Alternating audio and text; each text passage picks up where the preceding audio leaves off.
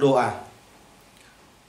Damai sejahtera Allah yang melampaui segala akal, itulah yang memelihara hati dan pikiranmu dalam Kristus Yesus. Amin. Salam sejahtera bagi kita semua dan selamat merayakan Hari Pentakosta dalam rangka memperingati hari turunnya Roh Kudus, hari yang kedua saat ini.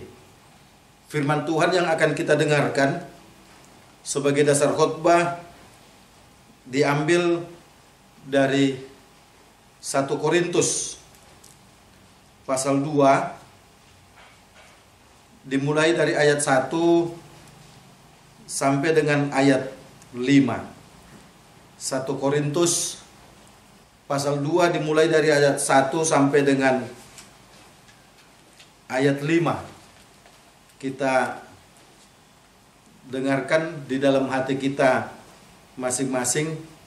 Demikian firman Tuhan. Demikianlah pula ketika aku datang kepadamu, saudara-saudara, aku tidak datang dengan kata-kata yang indah atau dengan hikmat untuk menyampaikan kesaksian Allah kepada kamu. Sebab aku telah memutuskan untuk tidak mengetahui apa-apa di antara kamu selain Yesus Kristus, yaitu Dia yang disalibkan. Aku juga telah datang kepadamu dalam kelemahan dan dengan sangat takut dan gentar.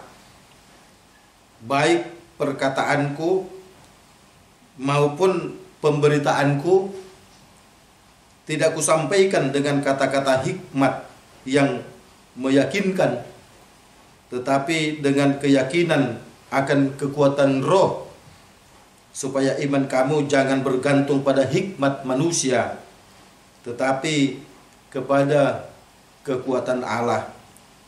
Demikian firman Tuhan. Yesus berkata kepada kita, yang berbahagia adalah mereka yang mau mendengarkan firman Tuhan serta melakukan di dalam kehidupan setiap hari. Saudaraku seiman yang dikasihi oleh Tuhan Yesus Kristus,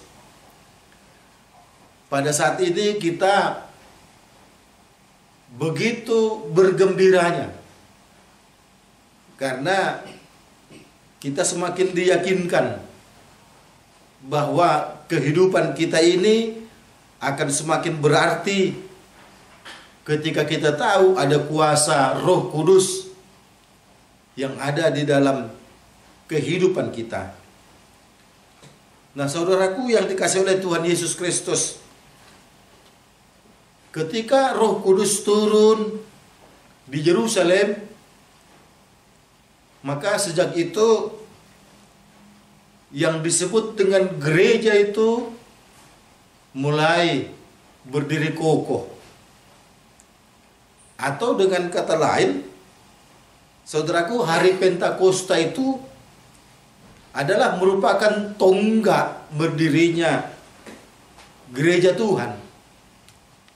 Karena sejak saat itu murid-murid Tuhan Yesus seakan mendapatkan kekuatan yang luar biasa, mendapatkan keberanian yang luar biasa untuk mau bergerak menyatakan kehebatan Yesus di tengah dunia ini. Mereka berani bergerak kemana-mana, dari desa ke desa, dari kota ke kota, atau dari tempat yang satu ke tempat yang lain. Sehingga Alkitab memberikan kesaksian hanya dalam waktu sekejap ada 3.000 orang yang mau mengikut Yesus, saudaraku. Itulah kuasa Roh Kudus itu. Artinya apa, saudaraku? Dengan turunnya Roh Kudus itu, maka murid-muridnya bisa merasakan bahwa Yesus itu ada bersama mereka. Mata mereka tidak memandang Yesus itu ada di samping kiri atau samping kanan kah? Tetapi kuasanya itu mereka rasakan. Kuasanya itu ada di sekitar mereka, atau dengan kata lain, mereka ada di dalam kuasa Yesus itu. Namun dalam perjalanan waktu, Paulus mendapatkan kabar pada pasal 1 ayat 11 dikatakan, sebab saudara-saudaraku, aku telah diberitahukan oleh orang-orang dari keluarga Chloe tentang kamu, bahwa ada perselisihan di antara kamu. Paulus mendapatkan kabar dari keluarga Chloe bahwa ada perselisihan di antara jemaat di Korintus. Perselisihan itu memang tidak berantem, tidak tonjok-tonjokan, tapi ada pengelompokan, ada perpecahan. Apa itu? Sebahagian mengatakan, gue ini kelompok Paulus. Sebahagian mengatakan, gue ini kelompok Apolos. Sebahagian mengatakan, gue ini kelompok Kefas.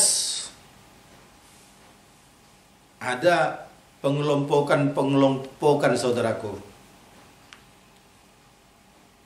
Jadi orang-orang yang sudah percaya kepada Yesus pada saat itu, justru di dalam perjalanan kehidupannya tidak lagi fokus kepada Yesus, tapi fokusnya justru kepada manusia. Mereka menuduh Paulus itu bukan rasul yang diutus Tuhan. Yang benar itu adalah Paulus. Yang benar itu adalah Apolos. Kelompok Apolos mengatakan yang benar itu mereka, Kefas dan Paulus, tidak. Seakan Yesus itu mereka bisa pecah-pecah, mereka bisa bagi-bagi. Mereka terjebak dengan hikmat manusia, saudaraku. Akhirnya mereka tidak lagi fokus kepada salib Yesus itu. Iman mereka mulai bergeser dan merosot. Dan ada yang mengatakan kalau kita bicara tentang salib itu sudah kebodohan itu. Pada ayat 18 pasal 1 jelas dikatakan, sebab pemberitaan tentang salib memang adalah kebodohan. Tetapi bagi mereka yang binasa, kalau bagi mereka yang tetap ingin hidup, itu jelas keselamatan, saudaraku. Orang Yahudi minta tanda, orang Yunani minta hikmat. Hari ini masih minta tanda-tanda lagi. Padahal Yesus pun dalam rangka merespon permintaan Thomas yang ingin bukti, ingin tanda itu sudah mengatakan, berbahagialah mereka yang percaya walau tidak melihat.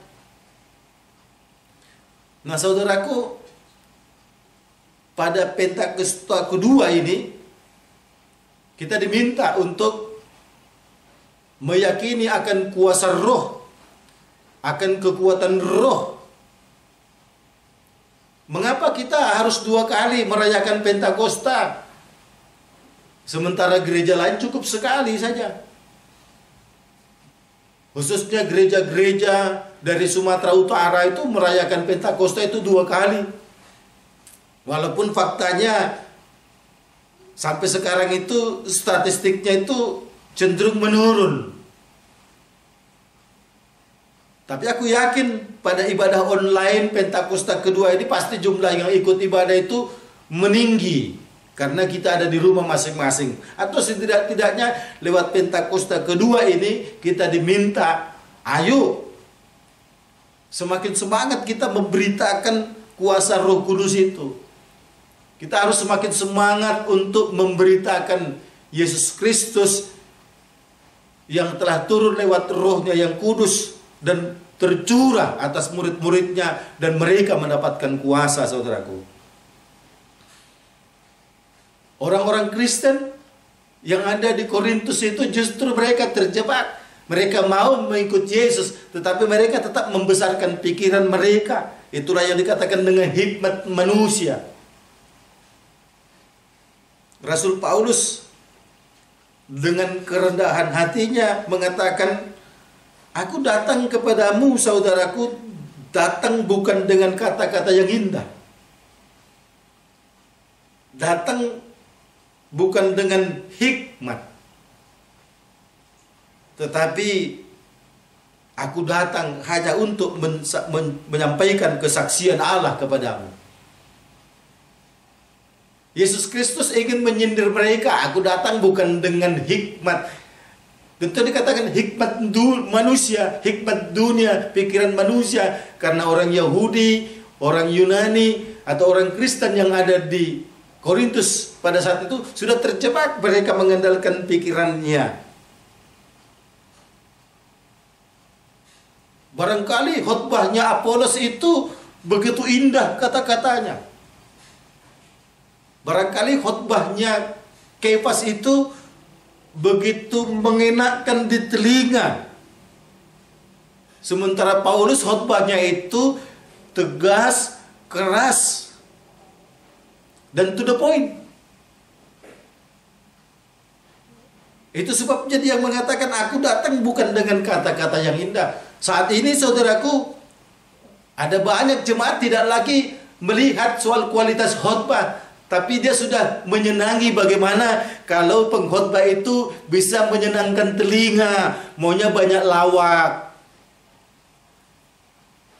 Sehingga cukup mengherankan juga.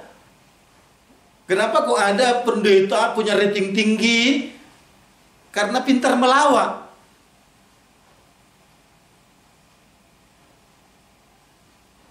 Tidak lagi berdasar kepada inti firman itu.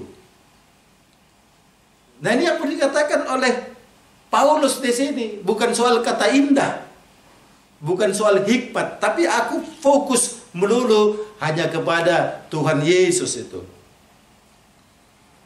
Aku datang kepadamu dengan kelemahanku. Aku datang memang dengan takut dan gentar.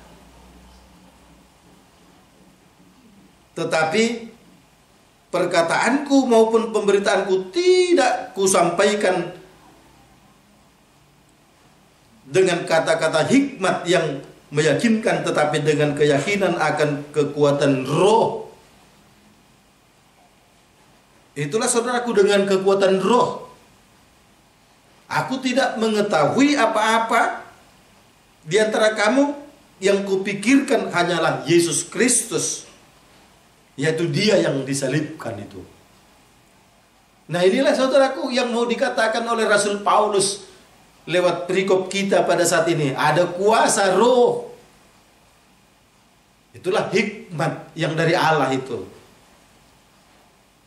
Nah, bagaimana saudaraku dengan kita pada saat ini? Kemarin kita sudah merayakan Pentakosta pertama. Pasti semangat kita luar biasa, dan pada saat ini tentu kita diminta untuk lebih bersemangat lagi. Kita diminta untuk lebih percaya lagi akan kuasa Yesus yang telah turun itu. Tahun lalu kita dikejutkan dengan berita yang sempat viral ketika ada orang bertanya kepada salah seorang ustadz, kenapa kalau aku melihat salib itu perasaanku menggigil, gemetar? Maka si ustadz pun menjawab, ya karena pada salib itu ada setan, ada jin kafir. Bayangkan saudaraku, kalau ada orang Kristen yang tidak teguh imannya, pasti dia akan memberontak. Atau kalau ada orang Kristen yang tidak dikuasai oleh Roh Kudus, maka dia akan meninggalkan Yesus. Karena ternyata ada jin pada salib itu. Tapi tak satu pun kita yang memberontak, saudaraku. Karena apa? Karena kehebatan Yesus itu tidak lagi tergantung kepada opini manusia. Karena kuasa Roh Allah itu tidak lagi tergantung kepada hikmat manusia. Kuasa Roh Kudus itu sudah terbukti. Roh Kudus itu turun seperti angin ribut. Kenapa harus angin ribut? Supaya manusia tahu Roh Kudus itu memiliki kuasa, saudaraku. Sehingga dia tidak datang begitu diam-diam aja seperti angin sepoi-sepoi, tapi dia angin ribut. Kita bisa bayangkan menggelegar. Ada kuasa, saudaraku. Nah, dengan demikian, saudaraku, siapa orang-orang yang masih lagi mengandalkan pikirannya? Maka Rasul Paulus pun pada ayat 19 mengatakan pada pasal 1, karena ada tertulis, aku akan membinasakan hikmat orang-orang berhikmat dan kearifan orang-orang bijak akan kulenyapkan. Kita tidak merespon negatif terhadap berita viral yang terjadi tahun lalu, tapi ayat 19 pasal 1 Rasul Paulus memberikan kesaksian bahwa Tuhan akan melenyapkan orang-orang yang mengandalkan hikmat atau pikirannya sendiri. Nah, kalau sudah seperti itu, saudaraku, yang dikasihi oleh Tuhan Yesus Kristus, ayo, pada perayaan Pentakosta yang kedua ini, kita diminta untuk mau lebih sungguh-sungguh lagi. Kita tidak perlu gentar lagi. Pada masa wabah virus corona atau pandemi COVID-19 ini, kita harus tetap menjalani hidup kita ini karena ada kuasa, saudara. Saya bisa membayangkan kalau aku mau disiplin, mengikuti arahan-arahan pemerintah dan pimpinan gereja kita, mengikuti protokol kesehatan, maka bersamaan dengan itu aku merasakan ada kuasa Roh Kudus.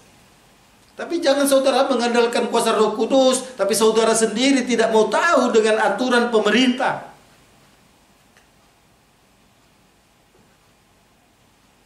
Kalau kita mau mengikuti semua alur yang sudah ditetapkan, maka kuasa Roh Kudus itu, saudaraku, akan kita semakin rasakan dalam kehidupan ini. Itu sudah pasti, saudaraku. Oleh karenanya, ayo kita fokus membesarkan Yesus dengan kuasa Roh Kudus yang turun atas kita. Tidak perlu, saudaraku, membesarkan pikiranmu. Kadang aneh juga kalau ada gereja pecah hanya karena kelompok-kelompok. Ada kelompok pro pendeta, ada kelompok pro non pendeta. Kalau pendetanya lebih dari satu, ada kelompok pro pendeta A, pro kelompok pendeta B, kelompok pendeta C, atau lain sebagainya, saudaraku. Tidak zamannya lagi terjadi pengelompokan atau perpecahan hanya karena hikmat dunia.